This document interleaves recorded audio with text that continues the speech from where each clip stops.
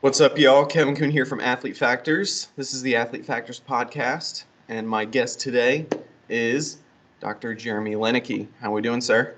Doing well. Good morning. How are you? Very good. Very good. I'm glad to be here today. So, Yeah. Thanks for having me. no, for sure. Thank you for taking the time to do this. I really appreciate it. So, it's not very often that I get to talk to someone or with someone who's the actual content expert on a topic.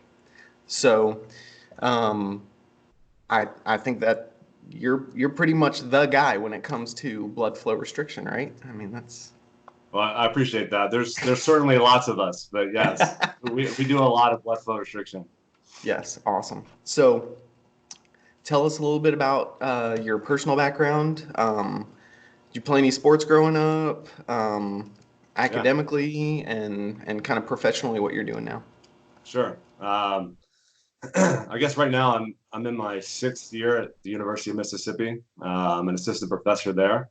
Um, Early on in my life, I played a lot of different sports. I was, early on played basketball, baseball. I wrestled. So basketball was good.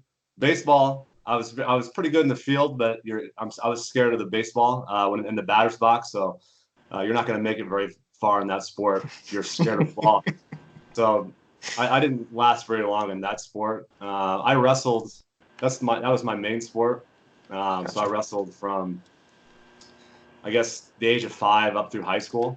Mm, So I came from a really good wrestling program. Our school is very well known for that, and very good coaching. Um, so yeah, I wrestled. Then I went to did my undergrad at Southeast Missouri State.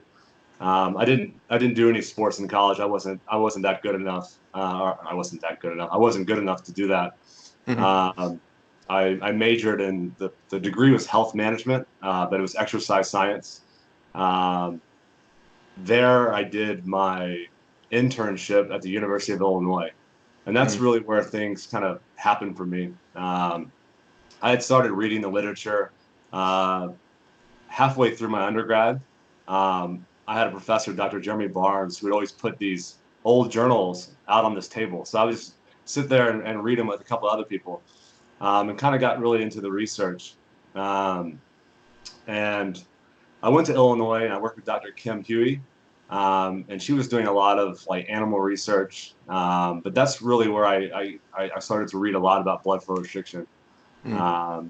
And when I was doing it, I had really just kind of thought that I was reading it incorrectly. That this doesn't seem like this makes sense. I probably just don't, understand what I'm reading, because it didn't make sense that you could restrict blood flow and something good would happen. Uh, but it was there that that's where I met Lane Norton, Gabe Mhm. Wilson, a couple other people, Chris Foss, Wendy Rosso. So it was very good for me intellectually, as well as personally.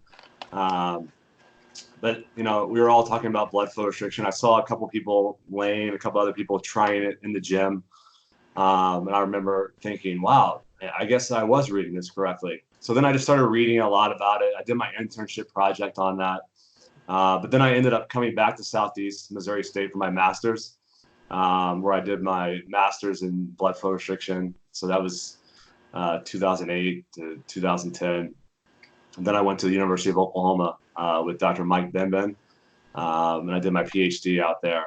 That's where I met Dr. Takashi Abe as well, who's turned into a really good close friend of mine, as well as colleague. So yeah, I started off in sports. Wrestling is the main one. I did a little bit of bodybuilding in my undergrad masters. Very, very mediocre.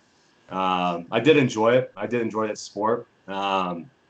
I enjoy the rigor, but it wasn't in the cards for me. I did a little powerlifting in my towards the end of my master's and then my PhD.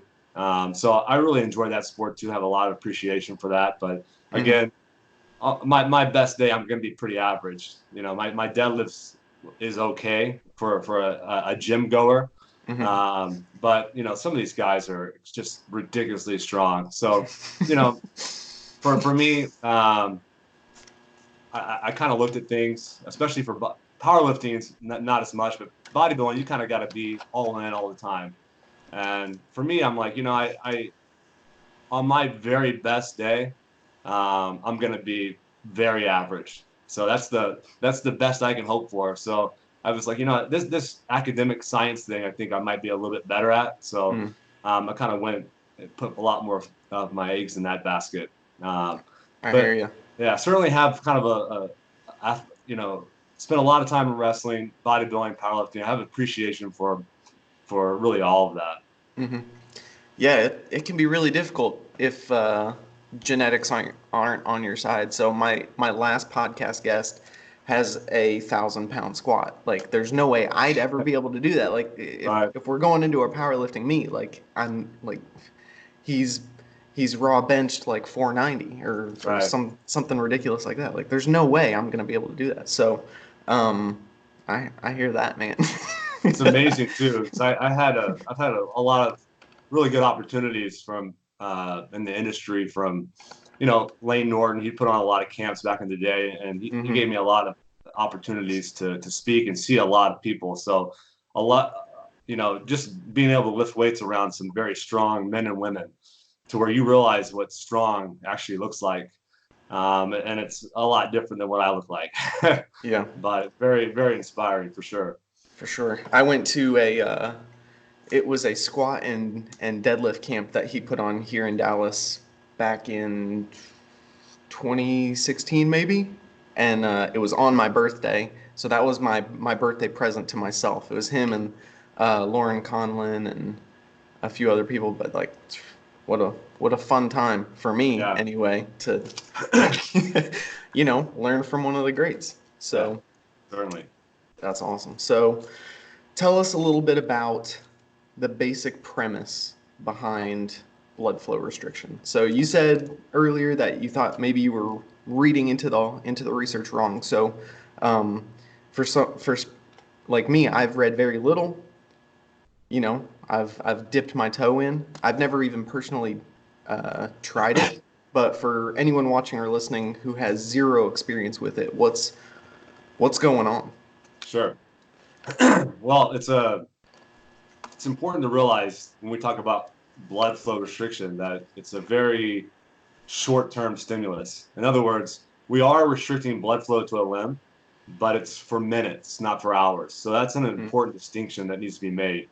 We're also just partially restricting blood flow. So in other words, blood flow is still going into the muscle. There's just not a lot coming out. this is Um, not a tourniquet. Correct. Right. Some people use tourniquets, but they don't clamp it down all the way. Gotcha. So really, if we think about it with resistance exercise, it really seems like it makes the muscle work a lot harder than it normally would with very, very light weight. Now, that's of interest to people who may be unable to lift heavy weights. They may not be interested in lifting heavy weights. They may, just need a little bit of a shift, or a little bit of a break, or just to do something a little bit different. But it does produce changes in muscle size, changes in some of the vascular systems, very similar to that of high load exercise. It also increases strength, though usually not to the same magnitude as high load exercise, obviously. Hmm. So the interesting thing about blood flow restriction is I like to think about it in kind of three separate phases, with the third phase being the one that has the most amount of evidence. But there is some data that suggests that if we take a person who can't do anything at all and we apply a cuff to them and we inflate and deflate that cuff, that it's able to slow down muscle loss as well as maintain function in the face of immobilization. Now, it's very important to point out that there's very little work on that. And there's a couple studies that show that. Um, and there may be a couple reasons for that. One, it may be a very difficult thing to study. Two, you know, I always wonder, it's like when you only have a couple studies for something, it's like, is it because other studies were done and they didn't find that? What's the reason for that? But Hmm. anyway, it may be something there, but not a lot of evidence. There's a little bit more when we combine it with low intensity aerobic exercise, like walking on a treadmill or cycling at a very, very slow speed. Hmm. There's some indication that in some populations that may be able to increase muscle size and strength over the same exercise without blood flow restriction. But Hmm. again, that's probably going to be very population specific. I don't think I'm going to take someone like yourself or a lot of the listeners who are probably very active and have them walk very slowly and something good's going to happen. Right. Um, but the phase that has the most amount of evidence is when we combine it with low load resistance exercise. In other words, if we take someone and we have them lift at 20 to 30% of their max with blood flow restriction, it produces changes in muscle size and strength greater than that of the same exercise without blood flow restriction, which obviously has a lot of potential clinical ramifications. Gotcha. So, um, we'll kind of jump forward to like my main question because that Sure. sets it up really nicely. So do you think that blood flow restriction is probably more beneficial as just a clinical instrument, let's say, or a clinical modality, or do you think there is potential benefit for athletic populations? And that Yeah. can this that's a tough one because the spectrum of athletic populations can be like the power lifter or the ultra runner or the marathon runner. So today is actually the U.S. Olympic trials marathon. Yep. So do you think that someone who's competing today in the marathon could get benefit from blood flow restriction training? Yeah, that's a good question. Um, that's a very difficult question. I have I have my own views on the utility of resistance training for sports performance anyway. Hmm. So I have a lot of questions on whether there's a direct carryover regardless. Hmm. But I do think that there's a lot of evidence that resistance training does seem to have an injury prevention component, which could indirectly really influence performance if you can't compete. Hmm. Um, yeah, that's a tough one. I would say if people think there's some benefit to maintaining muscle size, maybe some vascularization, and they think that may transfer over to their sport, then maybe there's some utility to incorporating it. It's not to say that that's the only thing they should do, or that's the only thing they can do, or Hmm. that this is the best thing that they could possibly do, but it may be another tool that they can use if they think that doing some form of resistance training may be useful. Um, you know, I could see it if they're using it to try and induce some level of capillarization. There's some evidence that might occur with blood flow restriction a little bit more than normal. Hmm. So if that's the rationale, I could see that. But then you'd have to that's a big leap to go. Now I have this, and because I have this, I will now be better at running. Hmm. But you could connect those dots if you choose. I think for to get back to the question, I think clinically, I think it has probably the largest impact there. But that doesn't mean that other people couldn't use it if they want. Hmm. There's plenty of lifters who have used it.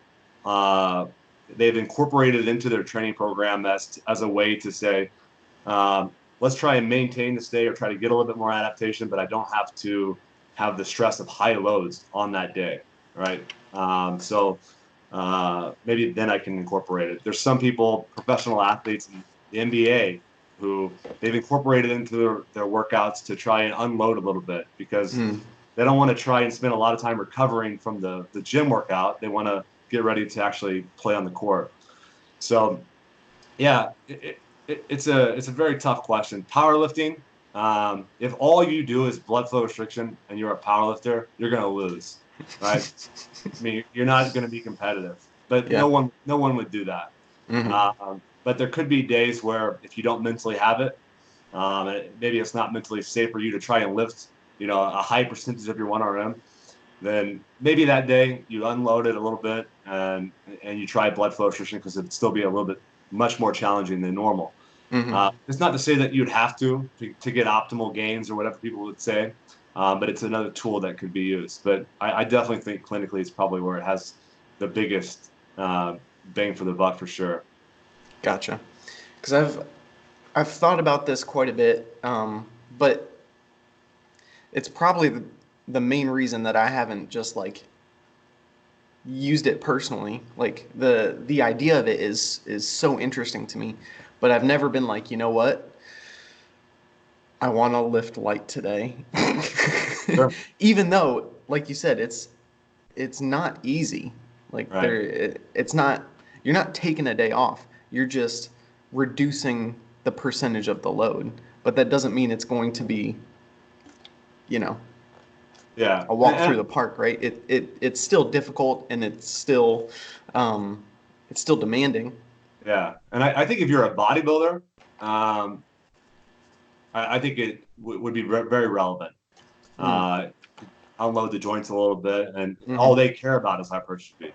So they don't care if they get if they get maximal strength gain with that. They'll get a little stronger, certainly, but not to the same degree as lifting heavy weights.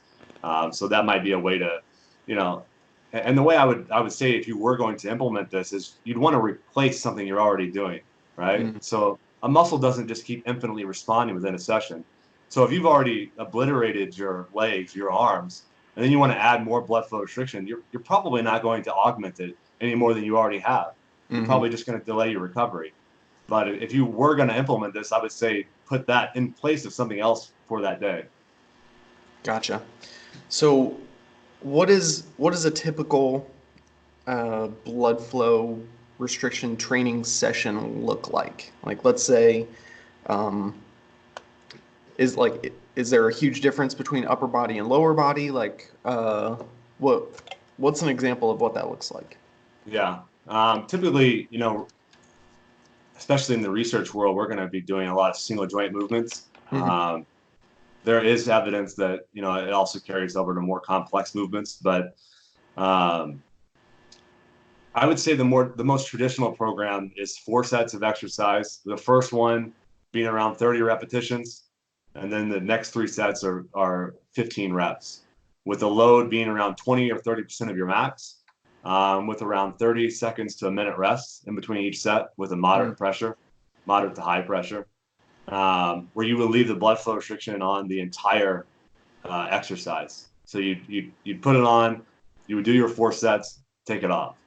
Um, but from you can also just go to failure. So that would also be beneficial. Um, I think that in the research world, I've moved towards just having people exercise the task failure because it helps me try and equalize the programs between groups. I mm, think in real life, if you're dealing with a client, sometimes having those goal repetitions is important mm, because especially when you're using a more practical form of blood flow restriction, because you can use that as kind of a gauge for how much restriction is occurring. So, meaning that if you're doing practical blood flow restriction, you have no idea how much pressure you're applying. And if you know that you're using a very low load and you're getting 5 repetitions in the first set, it's too tight. So it mm, can help you gauge to go, am I getting close to 30 in the first set? Am I getting close to 15 in the second? If I am, I'm probably right where I want to be. Of hmm course, you're not always going to get 15, right? Especially in the later sets, but it can give you kind of a gauge. And I think that when you're training people in real life, um, meaning that you're training them long term, having some sort of goal to shoot for is oftentimes, I think, a little bit better. hmm Uh, because you have time to try and figure people out. In the research world, it's better, I think, to just do as many repetitions as you can. That way, I know everybody has done the most that they possibly can within that set, hmm ideally, at least. Gotcha. So, um, when you're oh, sorry, I've got like 10 questions in my mind. So, Oh, you're good. so question number one of 10. So, do you recommend like a specific piece of equipment for blood flow restriction, or can you kind of um, MacGyver it with equipment you have around the gym or around your garage or whatever? Like, what's the best way to do that? Yeah, I think I don't think there's anything special about any one device. I think the benefit of a lot of the devices is that they can control the pressure. So that's good, right? And I think that that's very important in a clinical setting, that you'd want to probably know what pressure you're applying to the person. I think for the average gym goer who has nothing wrong with them, who just wants to try and implement it, I think they could probably MacGyver it, to use that phrasing. I think that there is literature, and we've done some work on this with the knee wraps. So applying the knee wraps that you would use for around your for lifting weights for powerlifting, you can just apply them to the top of your leg or the top of your arm. Um, and there is some indication that that's useful for producing chronic change, even in trained individuals. Obviously, the big limitation there is I don't know what pressure I'm applying.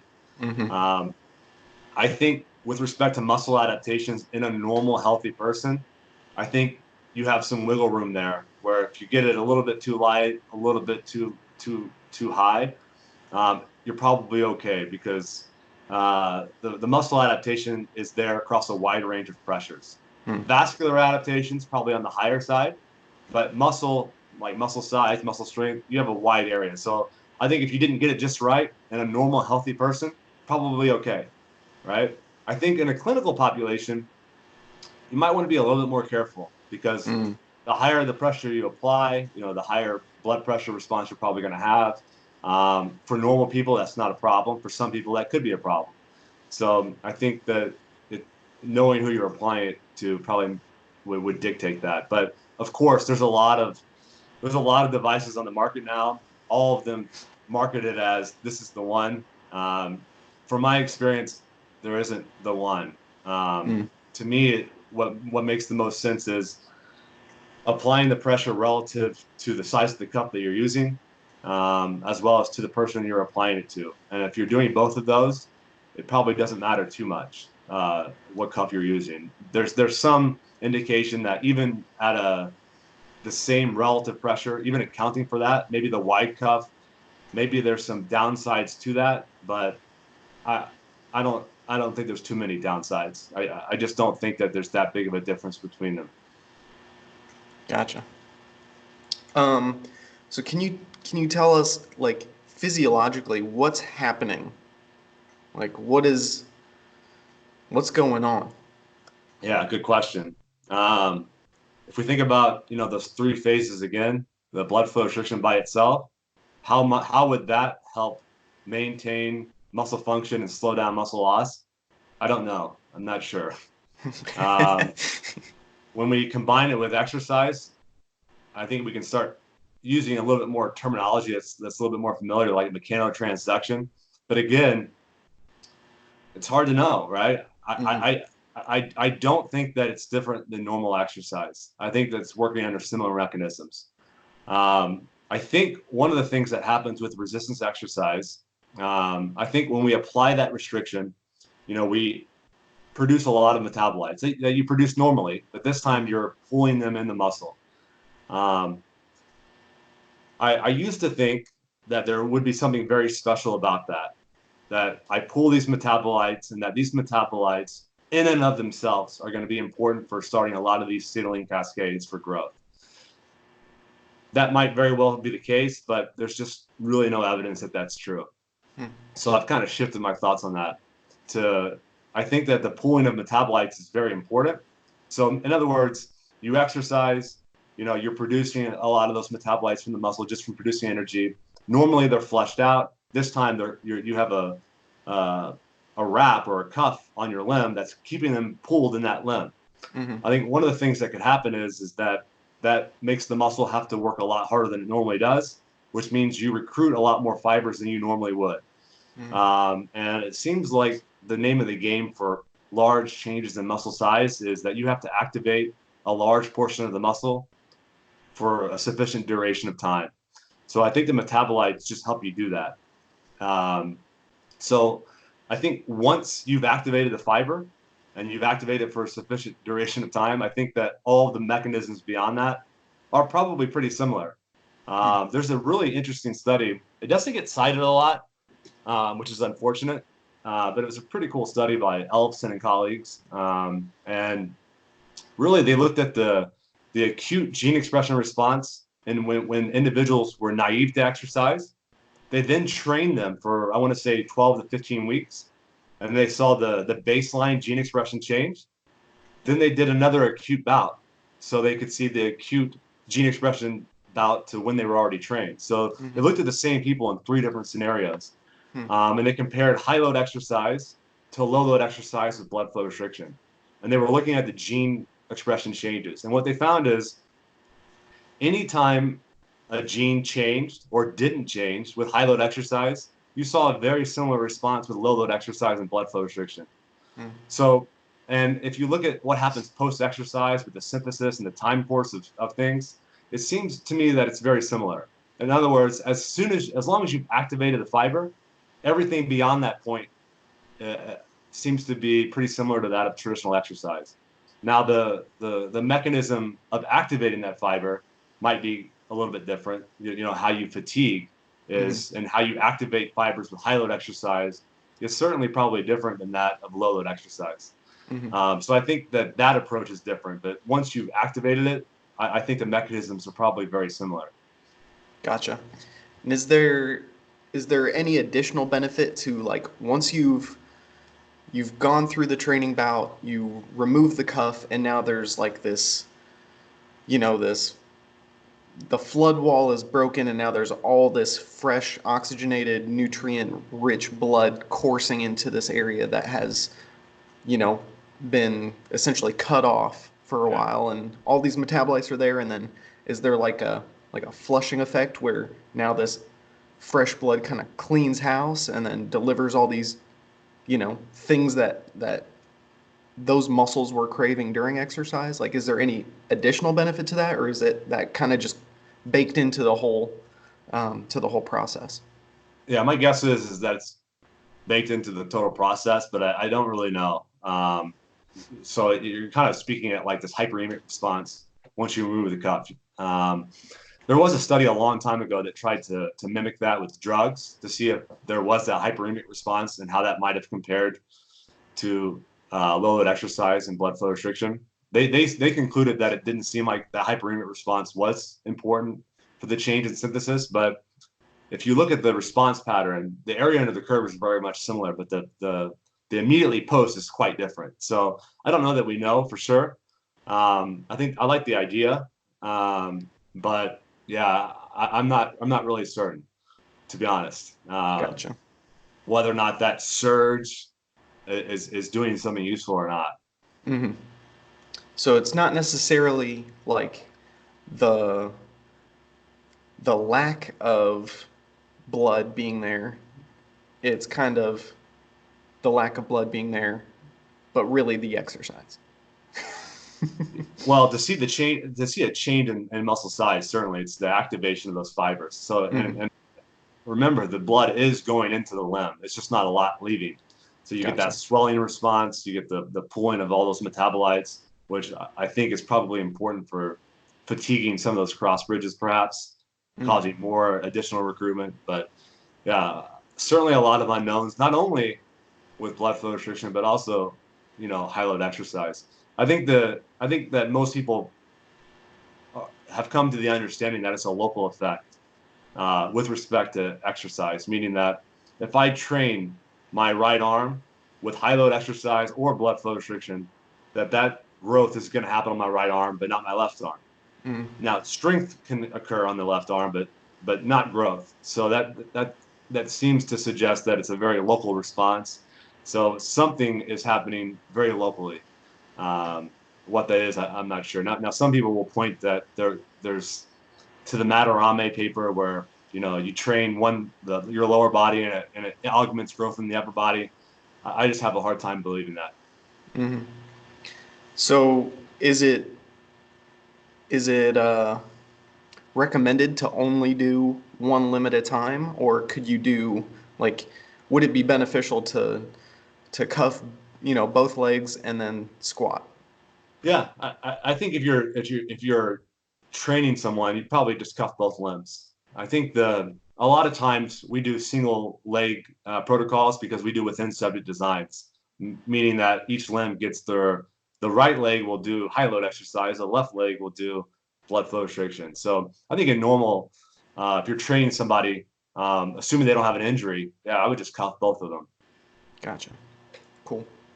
So, can you tell us a little bit about like the history of kind of where blood flow restriction came from? Yeah. I think there's certainly people have been applying cuffs for a long time. I would say the way we utilize it with respect to applying the cuffs sub-occlusively and to get the goals that we're trying to get has been around in the literature for probably about 20, a little over 20 years. Hmm. The person who made that very popular is Sato from Japan. He was a guy who kind of experimented around on himself, developed some cuffs, um, developed his own methodology for applying this, and then started, having people research it. So I would say that, it's hard to say that someone invented applying a cuff to the limb Hmm. because people have been using it for a variety of different reasons. But I would say that he, without question, made it very popular. The first study in the literature showed up in 1998 by Shinohara. It was published in the European Journal of Applied Physiology. And what they were interested in is if I exercise one limb with a low load and I do the same exercise with blood flow restriction on the other limb, what happens to strength? And they were only interested in strength. Hmm. And then what they found is that to the same exercise, if we added blood flow restriction, strength was greater. Hmm. So that was the first time it showed up in the literature with how we think of blood flow restriction. And Hmm. since that time, there's a lot of groups that have started to investigate this, doing a lot of good work. There's a lot of molecular work that came out of Blake Rasmussen's group at the University of Texas Medical Branch. There's a lot of molecular work from um, kind of like Norway, kind of that area, Hmm. Scandinavia. A lot of good work from those groups. Um, Even in the United States right now, you have Summer Cook in New Hampshire. You have a lot of groups in Brazil. So a lot of groups around have started to explore blood flow restriction. And it's certainly, if you look at the search or if you look at the publications on this topic in the past 3 or 4 years, it's just exploded, Hmm. uh, which is good and bad because it becomes, you have just a lot of people doing a lot of different things, and it's become a very popular in the uh, kind of for everyday people, which Hmm. is both good and bad. So anytime something becomes very, very popular, you can expect that, you're going to start getting case studies on people who have something bad has happened to them. And is it the blood flow restriction? Is it something else? Is it Hmm. just a one-off thing? Hmm. So I anticipate a lot of that coming in the next few years, more so than what has happened. Yeah, I think, maybe 5 years ago, um, in the in the gym setting, like corporate fitness, like it wasn't like nobody knew what it was. Like, and now, if I mean, you can walk into Gold's Gym right now and you might see somebody doing it, or you might see 10 guys doing it, um, and they're all doing it differently, and all of them attribute all of their, current success to this. Like, this is what got them there, and it's like, Uh-huh. that can be a funny thing.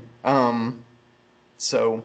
Yeah, but it is interesting because it's like, a lot of work was done in Japan for a long time. You Mhm. have the likes of Takashi Abe, Shinohara. A lot of those groups were doing a lot of good work, and just now it's becoming, very popular. So I would say the practical restriction. We were the first to really propose that in the literature back in, I think, 2008, 2009.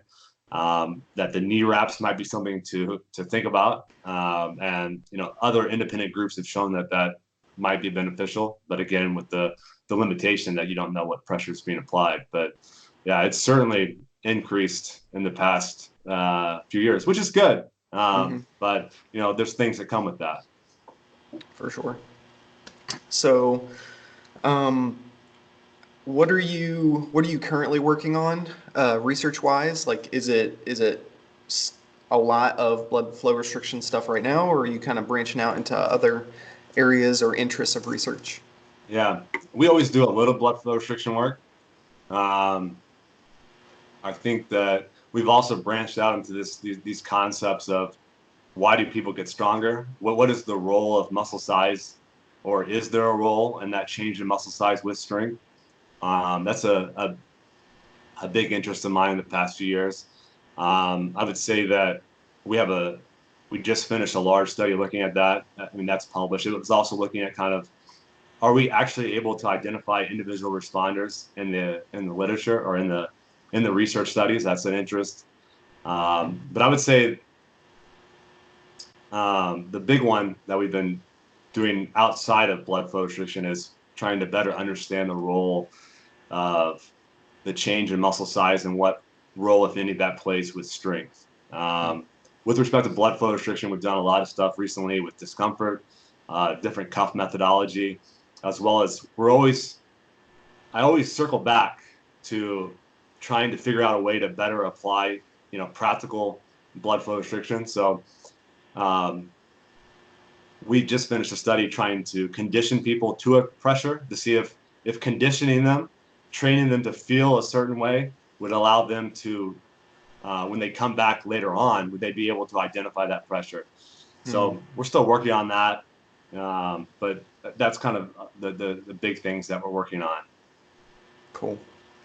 Sweet. So, um, I think it was a handful of years now ago when I'd see every once in a while some of your posts pop up on my Facebook feed, and I think it was about waist trainers.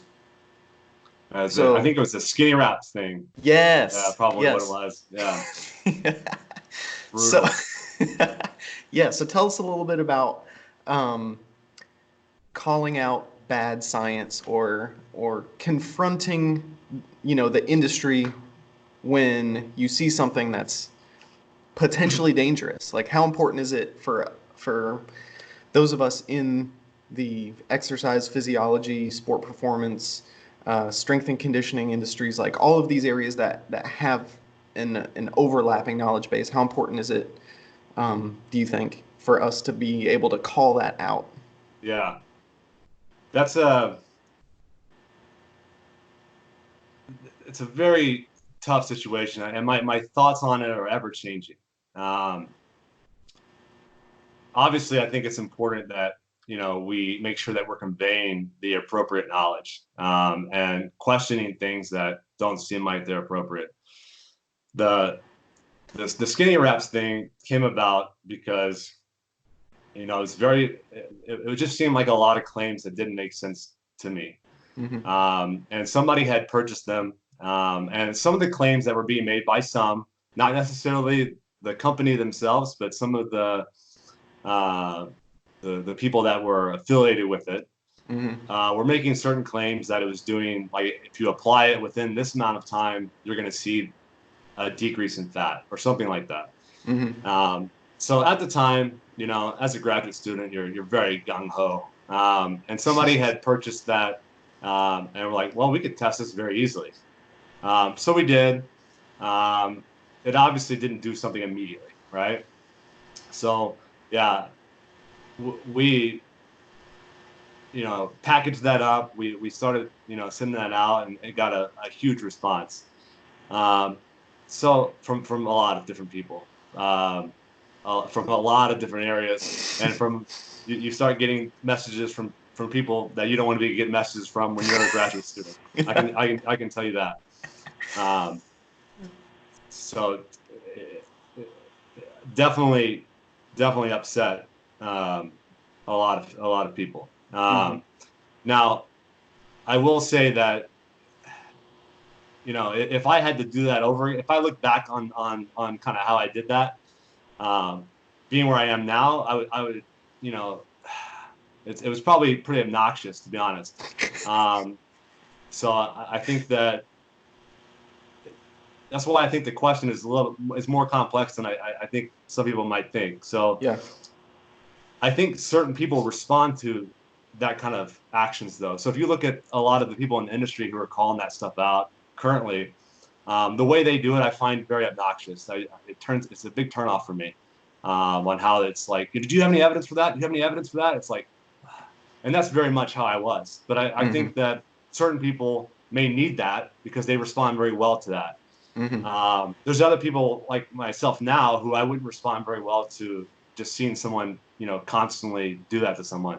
Mm-hmm. Or anytime you see a skinny wrap, do you have any evidence? It's like after, now I've got, I would have approached it much differently. Mm-hmm. But again, I think there's a lot of people who responded very favorably to that. So I think you need multiple approaches because I Mm-hmm. think it's tough to say this is the way that you need to approach this because people respond differently to different things at different points in their life. I think it's also worth remembering that there's just going to be times where it doesn't matter what you say to someone. It They're going to say whatever they want to say. They're going to believe whatever they want to believe, regardless of why they believe it. And to be fair, that should be perfectly fine, right? I think the concern that people have is when they use that as a platform to convey, dangerous information. Mm-hmm. And it's just tough because it's like, is it important to question that and call that out? Yes. What's the best way to do it? I think any way you do it, people are going to have something negative to say about it Mm-hmm. because you're coming at it from a way that's different than how they would do it, or it's just a different approach. Like now, like I said, if it was something completely different, and I was looking at posts that I would have made back then, and I was looking at that now, I'd be like, come on, just just relax a little bit. There's probably a better way to approach this, but you know, but again, I think people respond very well to that. Yeah, So I I loved think it. yeah, I I was like, appreciate it. heck yeah, man. Like he's calling out what he sees as a major issue, and I was like, man, like the courage that it must take to do that. Like I didn't do it, like there weren't very many other people doing it. Like right around the same time, I remember I think Brett Contreras did like a series called Grill the Guru where he was kind of like challenging people to debate him on certain topics. And he'd write these long posts where he would just like 30 questions. You said this in this article, Right. where's your evidence? And so, like, yeah, it's like after like two or three of those, I was like, I'm probably not going to read the next one he writes. Yeah. So, Yeah. It just gets to where you got to be very careful with that kind of approach, yeah. um, because like I said, it rubs a lot of people the wrong way, and maybe rightfully so. But again, I think you just need multiple different voices saying that, but also realizing that there's just certain things that people are just going to think, and that's just how it's going to be. But I do think that it's important to have people on multiple platforms going, hey, what's the rationale behind thinking this? But I think that often I had this idea that I was going to come out with this information and I was going to change people's minds. Hmm. And I was going to really, you know, provide a lot of like, here's what you said. Here's something that just disputes that directly. And that they're going to go, hey, I appreciate that. But of I'm not going to course, say that anymore. yeah, of course that's not going to happen. But then I wonder, it's like, is it because of they don't like the evidence, or is it because of how I approached the whole situation? Where it's like this guy is coming off like I don't think I ever came off like a prick, like I wasn't Hmm. cursing at them or anything. I thought I was being respectful, but Hmm. there's you can be respectful and still be a little obnoxious. So I just wonder sometimes is did I do myself a disservice to some of these people because they're like this guy, the way I was just approaching it. Hmm. But again, I'm not saying that people who approach stuff like that they shouldn't do that. I think that at the time there's certain people who respond very well to that, and that might Hmm. be good for getting them not to do that. But I don't know. It's just a complex situation. Yeah. And it's not just that. I mean, there's so many things like, now we have the diet wars where we have, this exercise versus this exercise. Hmm. Um, and I think the thing that I don't like, and I don't know if I contributed to it at all. But it's like what we have now a lot in our industry is this. We have these silos of people who are like on a team, Mm-hmm. and it's like we're this team and we're attacking this team, and it's Mm-hmm. like there's no level of discussion or discourse. It's like, oh, this came out from this team, we're just going to ignore that because it's from this team and it's not our team. It's just so weird to me. Yeah, it's very And I tribal. Yeah, and I don't know that if I contributed to that in a negative way, but I'm trying. I'm not about that approach anymore. Yeah. So, but yeah, so long convoluted answer. Yes, I think it's important to probably have multiple ways to approach that. But Mm-hmm. you know, I probably would have done it differently if I had to do it over with my current uh, way of thinking. Well, I think that says a lot about you as a scientist, that the way that you did things in the past isn't necessarily the way you would do it now. Like there's that, I think like the way that I currently train my clients now is not the way that I was training them previously because Sure. hopefully I'm better at it now. Like Right. hopefully my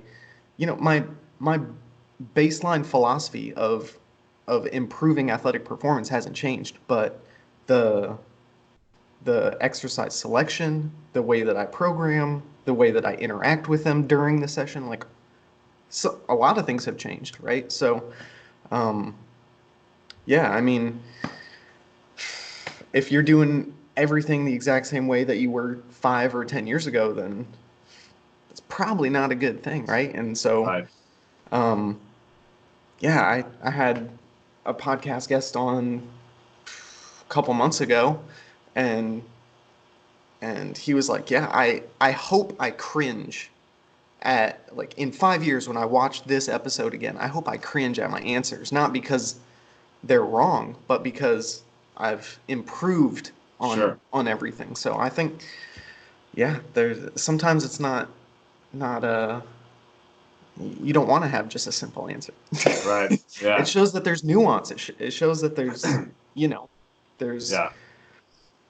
there's some internal conflict where you're like, yeah, like maybe like the intention was good, but sometimes the application isn't always, appropriate, especially because of, you know, your experience has changed. Probably your opinion on some things has changed. Like, so I think it's a good answer for me, man. I Yeah. get it. Yeah. Appreciate it. We'll see. I mean, it took me a long time to get to that response. Mm, for sure. So, um, tell us a little bit about what you're currently learning about, whether it's reading or listening to podcasts or watching, some videos or like whatever the Yeah. case may be. Yeah. I think I would say that one of the things I'm always working on is just, reading up and, on getting better at study design, Mm, different ways to approach that. What are some better ways to do things, especially analytically. So I'm always trying to read up on that, trying to learn new techniques, make sure that what I'm currently using, it makes the most sense. Is there problems with what we're doing? Um, because a lot of times you fall back on this is what I was taught in graduate school, hmm and that's what you just revert back to. But things change, or maybe not everything you were taught was maybe always the best way to do it, and you just kind of learn with time. So that's where I spend a lot of time, honestly, is trying to better understand how to, the study design aspects, how to best analyze the data in the most appropriate way possible. Um, and I think that that's professionally where I spend a lot of time. Personally, I always read like I'm always reading some sort of like history of science, something related to that. Mm, I like to better understand why do we think certain things. What are the reasons why? And I guess that carries over in my professional world as well. But I'm always interested in, we have these current paradigms for how we operate in exercise physiology or just physiology. I think a lot of times we think they're really grounded in a lot of really solid science, Mm-hmm. and I've come to learn that that's not always the case. So sometimes I often, when something seems a little bit counter to what our lab is producing, and people keep trying to go against it, I'm always curious, why do people think this in the first place? Mm. So we spend a lot of time reading old books, um, and you know old exercise physiology books to see when things shifted, and what made them shift. So that's of interest to me. I also just like to read popular science books, Mm-hmm. trying to. Usually, they have to have some little bit historical flair to them. Mm-hmm. I find stuff like that kind of inspiring, but that's really mostly what I do outside of the laboratory. Gotcha. Yeah, related to that. Um, yeah, we assume that the foundation, that everything we have now is solid, but there's times where, like, if you're not going back to actively check that, like, oh, this house is not built on a solid foundation. Like, there's a lot of gaps here, and but oftentimes we just assume, like, no, like, we wouldn't have this answer now if we didn't have, going back, like, some solid work done. So I think it's always good to check back to, how did we get here? Instead of Right. just assuming that, oh, well, no large jumps or assumptions were ever made to get to this point. Like, sometimes that happens. Yeah. So, and then related to like study design, man, like that whole topic probably gave me the most anxiety in grad school. Like, I think I just couldn't wrap my head around it. Like I understand, like, the goal is to, you're trying to limit as many variables as possible, right? You're trying to, like, make sure that what you're studying is, or what you're measuring is actually, what you're studying, I guess. Right. Like, and then in statistics class, like, I did not understand, like, okay, so this tool measures this and this tool measures this.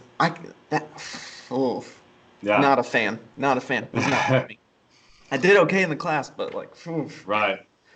as soon as we were done, I was like, well, I'm gonna free up some space in my brain for useful information now. Yeah. No, I understand. It's a lot of it's not intuitive for me either. But I think it's, especially in my role, it's quite important that I keep trying to develop that. And there's that's what I use social media for as well. You kind of follow some people, kind of see how are they doing things? What are they kind of questioning? What are their concerns about? And you're like, do I do those things? And I think always trying to make sure you're doing things the best possible way. Of Yeah. course, there's always going to be multiple opinions, like this or versus this. So you Hmm. have to make some decisions yourself. But yeah, I think it's always good to be trying to develop in that world. Gotcha. And I'm sure, because you take, your job and your profession seriously, like, does that help you as a peer reviewer, um, improve the quality of other people's research?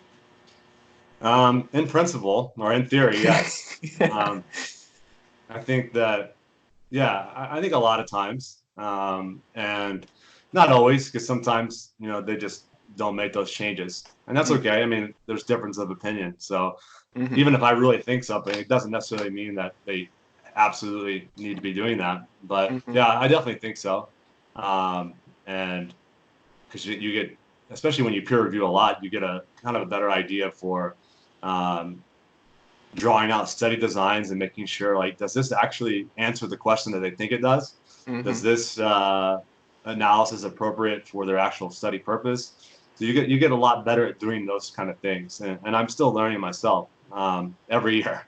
Mm-hmm. Um, but it helps when you're surrounded by really good people. To be honest, I think that we have a lot of good people in our department, and my students are phenomenal. So that's one of the things that I've just been extremely lucky with since day one. I've had just really good graduate students. So Mm-hmm. when you have that good of graduate students who have no qualms about kind of attacking your ideas in a professional way, obviously, Right. but just sit around and try and think about the best possible way to do this. It really helps if you let it. It will really help you develop even as a faculty member. Mm-hmm. And just I've been very lucky in that respect because I know a lot of people, not at Ole Miss, but outside who they don't always have the best luck with graduate students. Mm. But it must be something in the water down here. I don't know, because I've been extremely lucky to have really good thinkers who have set up some things where you're like, wow, I would have not even considered that. Mm. So it's been very good for us. That's awesome. So, if people want to learn more about blood flow restriction and other research that you're conducting, like how can people follow your work and maybe reach out and ask you questions? Yeah, I'm on Facebook, Instagram, and Twitter. Twitter is probably the best way to communicate with me. That's at JP Loenneke. That's where I'm most interactive. Um, Instagram, I struggle with that, to be honest. I'll upload and I always keep us updated on what we're doing on Instagram, but I struggle with the response. Mm. I don't quite get it. Twitter's much better for me. Facebook, I'm on, and that it's possible to communicate with me through there. Mm-hmm. But the best bet is Twitter. Cool. Awesome. What are all your Twitter, Instagram handles? Yeah, Twitter and Instagram is at JPLOENNEKE. So just Perfect. JP and then my last name. Um, Awesome. and Facebook is just there's only one Jeremy Loenneke, right? For probably for better. Um, Makes but things easy. yeah, Awesome. Awesome. So, to conclude, what is a piece of advice or a quote or some useful information that you think anyone watching or listening could benefit from? yeah. I guess what we talked about earlier is, it's sometimes it's worth if someone has a different opinion of you that are different opinion than you do, or there's a difference of opinion in the field, um, and you think that there's something to what you're saying, it's always worth asking, why do people think this? So if Mm-hmm. someone disagrees with you, why do they think that? And then trying to better understand that position. Or like for me, I don't think that there's a lot of evidence to say that the change in muscle size contributes to the change in muscle strength with exercise. I don't think there's any evidence to indicate that. But it's worth asking, why do most people think this? Mm-hmm. Right? And then try and follow that back. Because if you don't do that, then there's no communication, there's no dialogue, and you don't know what there could be a very good reason why people think that. So I think that's the biggest one. I think that we have to move away from this. As you started off kind of we're off the air about, this is not a gotcha podcast. There's too Mm-hmm. much of that. There's too much of this gotcha. You misspoke. You said one thing wrong. So everything that you say from here on out doesn't make any sense. And then Mm-hmm. it's like they'll screenshot it and go, look at this idiot. Look at he got this wrong. And then it's like, it's just so ridiculous.